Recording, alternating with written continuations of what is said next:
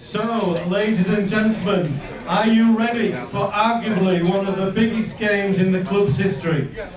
Are you ready? We must win. There is no other possible outcome. Manchester United are in town, but the bigger they are, the harder they fall. Today is a day when heroes are born. Today is a day that has the potential to be talked about forever and a day. Today Steve Bruce leads his team out against the club he skippered through one of their most successful eras, and he did so alongside another centre-back who joins us today. Joining club ambassador Dean Windass, ladies and gentlemen, please welcome to the stage Mr. Gary Pallister.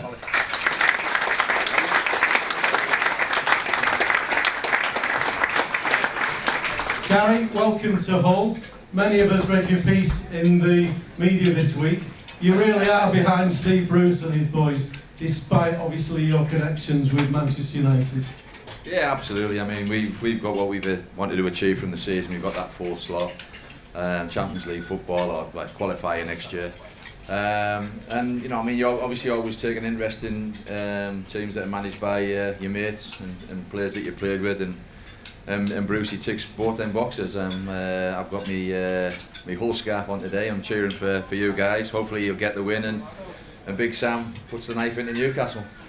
Let's hope so. Dina, Cardiff 2007, Wembley 2008. You've scored in some massive games for the Tigers. Today must be one of the biggest of them all, isn't it?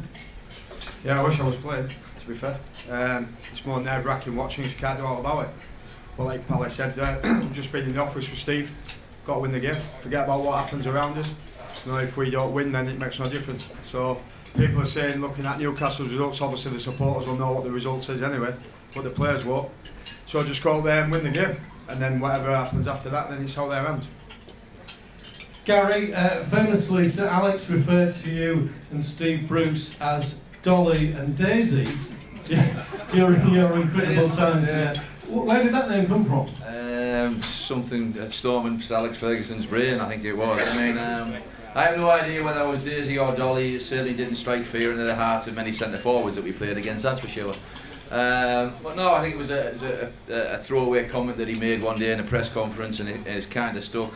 As I said, me and Steve aren't too pleased with being labelled that, but we've had to deal with it over the years. We enjoyed a great time together as at United, playing alongside each other. He's still a great friend, and that's why I've got my fingers crossed that everything goes to plan today. We all know as a manager, but just how good was he as a player? He was fantastic. He was a great help for me. I was fortunate enough to play alongside a lad called Tony Mowbray at Middlesbrough. He was a great leader, and then followed on with Steve at Manchester United. Helped me settle into United. Being a North East lad as well, I think he felt duty bound to try and help me settle in there. We used to socialise an awful lot together with wives and my girlfriends, or girlfriend. I've watched so many girlfriends. That's another story, actually. Fraudulent slip. So yeah, I mean we get on great, and like Dino said, I've just been in there with him now, wishing him all the best today. And you know, he deserves a bit of luck. He's not had the best this season with some of the injuries that he's had and the problems. So hopefully that luck turns today, and they get the result. Yeah, you mentioned the experience that he's got, 18 years in the dugout. This experience in the build-up today in the dressing room is everything, isn't it? Yeah, you'd think so. I mean, he's been in the dressing room with the very best. Alex Ferguson taught an awful lot of his protégés a lot about man management. I'm sure Steve's used part of them skills today or this week in trying to prepare the team for the game. As Dino says, all I can do is concentrate on what's happening this afternoon. Forget about what's going on down at Newcastle. Got to get a result against Manchester United. Unfortunately, Steve hasn't got a good record against them, never managed to beat them. But they're there to be broken. I think it's going to be a terrific atmosphere in the stadium today. Hopefully the United players are on the beach thinking about the holidays.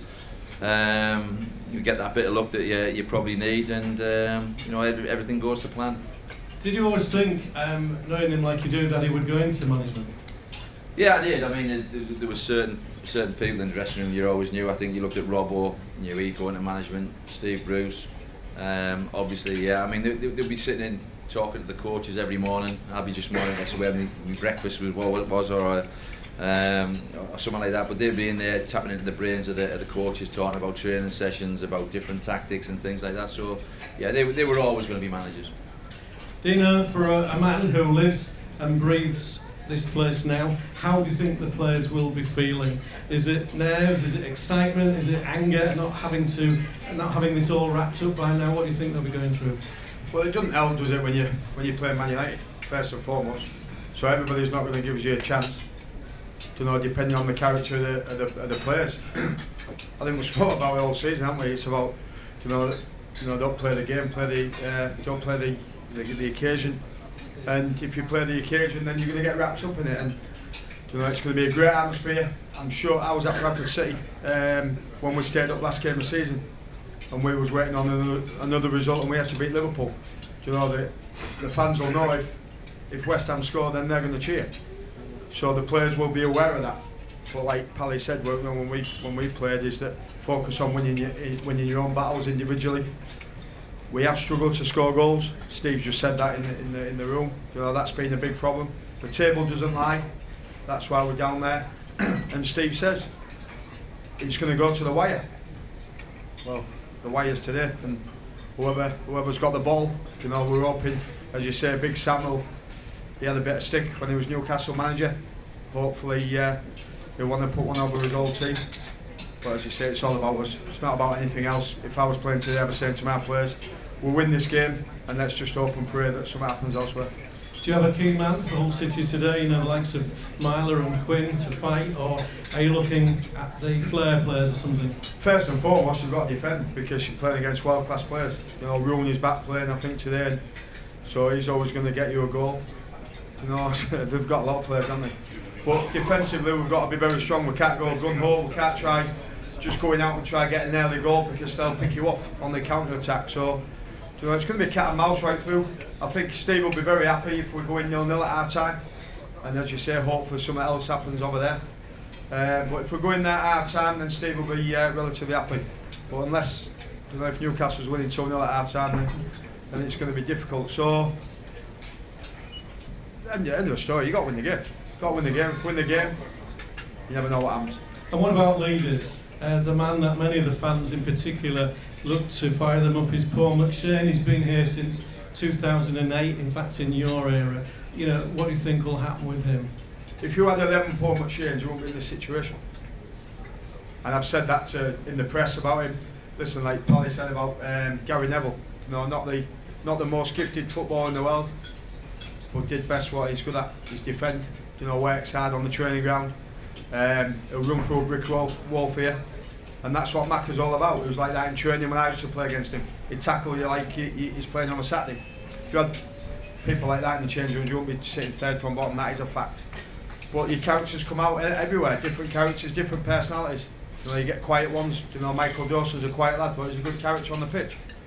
But we've always said, goals change games.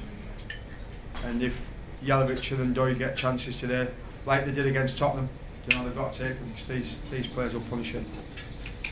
Gary, before we move on to predictions, and you head down to London tomorrow to watch Middlesbrough in the playoff final, and all the staff here will only say great things about Steve Agnew, who is now obviously over at Middlesbrough. Do you think they will be in the top flight next season?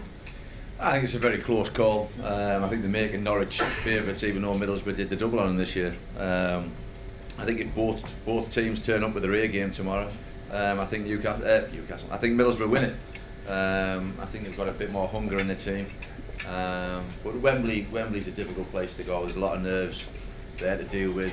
It's a big occasion.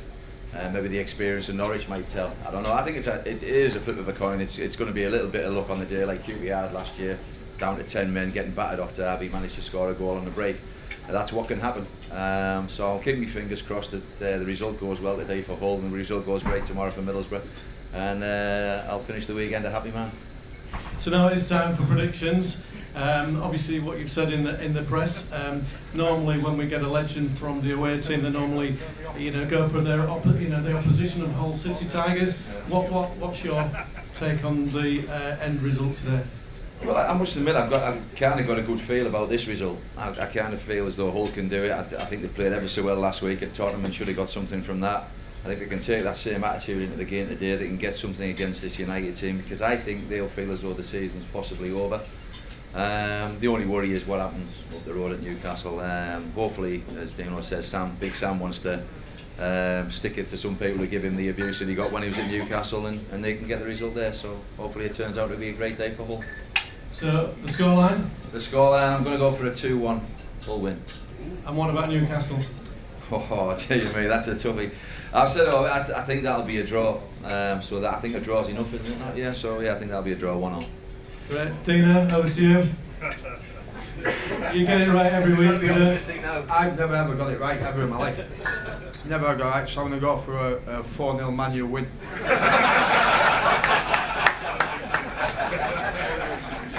I just, honestly, I can't call it. I'm with Pally. I don't think Newcastle will win. I don't think they'll win.